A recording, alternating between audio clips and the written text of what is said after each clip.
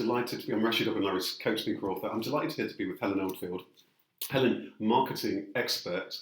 You've been in the field for a very, very long time. In fact, we first met working for a publishing house, ironically. We did, yes. And you now you work as a marketing consultant, you run Miracle Marketing, and you're very passionate about marketing with a completely different flavour. Lots of people think about marketing, they're overwhelmed, they think it's boring, they think it's dull, or they think it's manipulative. But you talk about this miracle, this magical aspect of marketing. So tell me, why did you decide to call your business Miracle Marketing? Because I think working in marketing, I could see that the discipline of marketing, so the PR, the communications, the campaigns were extremely important. But if they missed a kind of a je ne sais quoi element, which was in many ways the emotional creative side of marketing, then it just didn't work. Yeah, it's interesting. So it just didn't work. And is that not working at all for the client, or just not working for them, or just doesn't? Just not working. Right. So you get it out, it might look fairly good, it might sort of say the sort of same things as a more successful campaign, but unless there was sort of an energy and a passion behind it. So the should marketing, we ought to do this, it's a good idea, we need to get this product out there, but really in our hearts, either as a team or organisation, we weren't really passionate about it.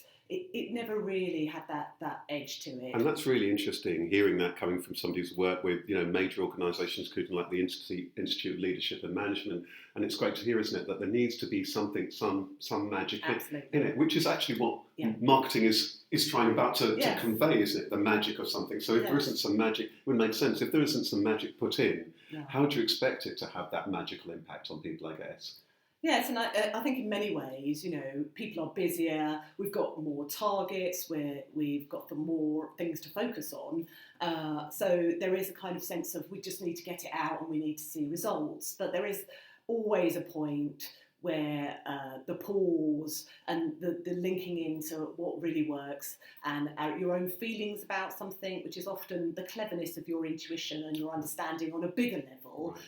So for me, I've gone through 10, 15 years working in marketing, I could see that the things that felt good, as well as intellectually made sense, were the things that absolutely worked. The things that intellectually made sense but didn't feel good never did. That's really fantastic. That's really extraordinary and fascinating to hear. Tell me, lots of people who might be watching this might be people who are running small businesses, and they need to market, it's not like where they're working for a big organisation or that they may have worked for before, they've got the team and so on. They're starting out for the first time, but often they just don't know where to start, or they might not understand what marketing is. What in a nutshell, and I asked this a few people, what in a nutshell for you is what's at the core of marketing for somebody who knows nothing about it, but they know I've got to do some? What is it? Yeah, that's a great question, because often people do, what is marketing? Or I kind of know a bit, and where do I start?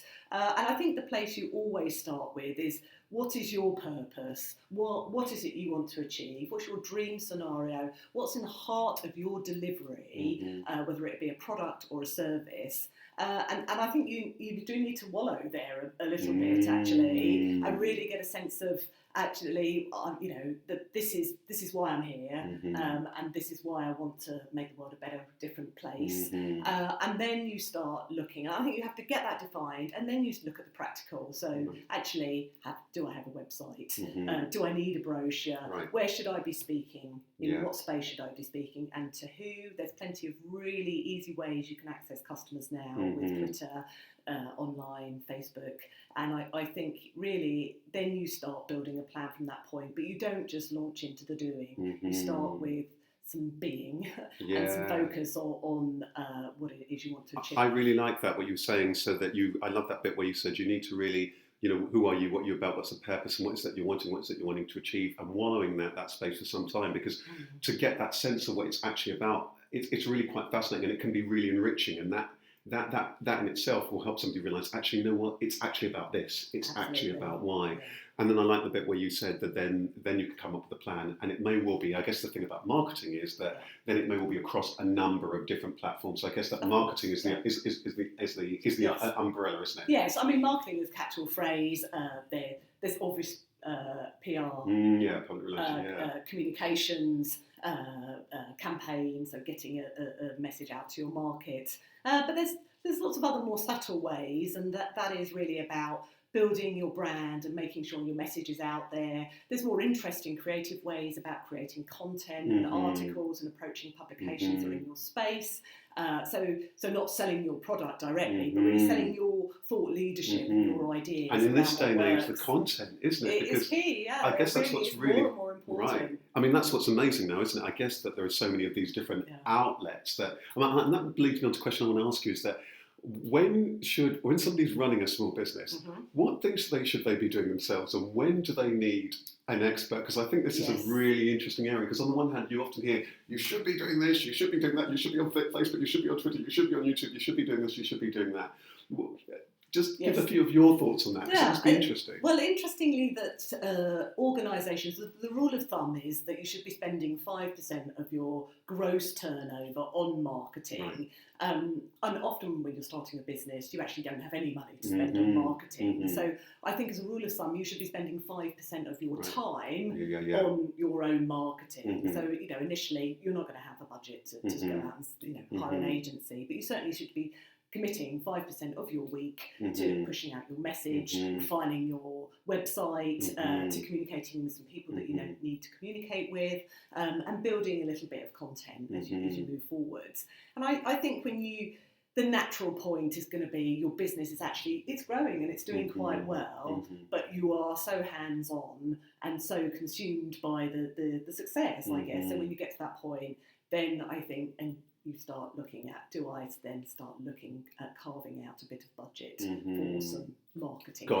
And I guess, do you find that there's going to be a real variation between the kind of people who have got the skills and the fingertips to be doing some marketing themselves and those people who won't? Because, like, for example, for me, I love lots of that stuff. It's interesting. For me, I love lots of that stuff, and I've got a bit of a background in it. But even so, there are times where I know I need to call an expert like yourself or whomever to kind of help me with that. I guess one of the things that somebody's got to be so careful about these days is what they're saying, to give that thought as well as the wallowing in it. So I guess that people, it's funny, isn't it? And I say that because I think that sometimes people are nervous about, or they perhaps don't engage an expert like yourself, perhaps early on, even if it's just to get some sounding out. Tell me your thoughts on that. I've heard all, some people saying, I actually have no idea about marketing, please help me. And in many ways that's fine because it's a blank sheet. Whereas other people like yourself are very good with content, very creative, know about PR, but might get to a point where they're just too busy, actually, and just want some of the heavy lifting done by a professional. And then there's the sort of halfway house where people have got a sense of a bit of marketing, but really need someone just to professionalise it and bring it into a plan and help them kind of get out there. So I think there's not a clear-cut answer, but there is a point where you've got big enough and you're busy enough but you still want to grow some more, that's when you'll probably need some expert help. And before I let you go, this has been really interesting stuff. I just want to talk touch on a little bit about, the term that's often used, that thing about marketing mix, because often that what works is often a mix. It may not be just one thing that works.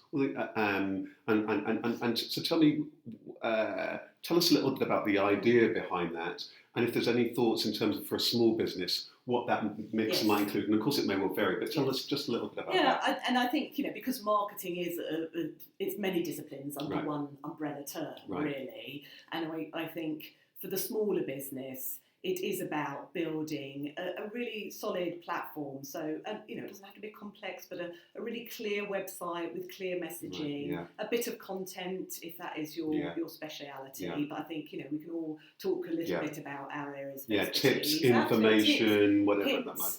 The latest thinking and repurposing other content as well. And then I think just reaching out to your customers in a regular way, in your contacts, and having something to say in the Twitter space and on LinkedIn. And I think that way you start to build a brand in a low-key, non-salesy way, but a way that's sustainable and interesting and engaging. Right. And I guess that what people shouldn't forget, that thing about the out there that you touched on before. In some cases people might be going out there, they might be speaking, but just the importance of going out there, networking, the word of mouth, meeting people that they know, because this is all part of marketing too, right? And that's really, really important. Do you find a lot of the time when you're working with people that you've got to make sure that they, as well as they're doing all the online stuff Yes. and the messaging, that you actually often need to drag them and think, actually, you need to be in this space, or you need to just be engaging with your customers more. Do you find that that comes Well, up quite I think there are two. I think there's absolutely, people are a little shy coming forwards with their brand, but they are their brand. So there's no need to be apologetic about it. It's just being very clear about what that is when you meet people. And, you know, something you've always said is it's great to be interested in other people, and then, you know, that you'll find that reciprocates. So I think absolutely speak about your brand, your product in a way that's non-salesy. That's absolutely possible. And I think the other thing is people often, although they're quite good at doing it behind the scenes, they often don't have a database, you know, because they're a little bit nervous about appearing too pushy, but it's not. It's just about being organised and keeping contacts and keeping them informed about what you're doing. That's so a really good point. It's the personal and the digital, both are key. And I think that's really important, isn't it? That thing about gathering, having that information there, and then knowing what kind of messaging is going to be apt for different people at different times, because otherwise then you can't do it. Otherwise then you just can't. I mean, I'm just thinking on a low key level, you go out, you start collecting these business cards, but then you're not organised. That first one, putting them together, really good example actually. It is something about just the discipline of following things through, and they can be a little boring at times, but they provide the golden nuggets further down the line. Well, it's been such a pleasure to speak to you, but and I just want to end maybe just 2 or 3 fundamental tips. So I'm running a small business. I'm thinking about my marketing. Maybe I'm even doing it.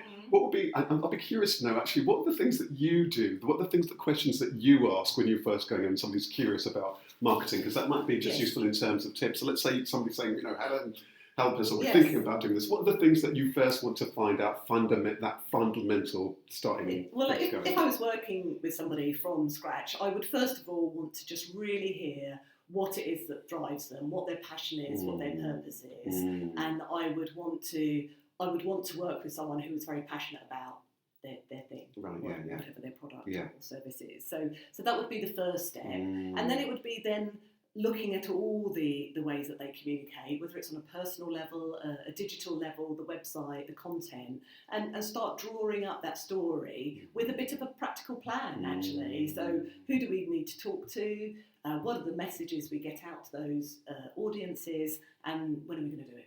I really like that, because I think what's lovely about that last tip that you've given is that anybody could start doing that, checking in that process with themselves now, isn't it? Because what I loved about what you said there is also that first thing, talking and understanding who they are and what they're about and what they're aspiring to do, because that, if you get that right, that's what's going to excite your customers too. And that's why I love that thing that you're saying about the miracle side of the marketing, because I think what I think that you do is to help also cut some of the complexity out of that, so people can first of all get absolutely clear about who they are, what they're about, what they're excited about, what the product actually is, and understanding what that actually does.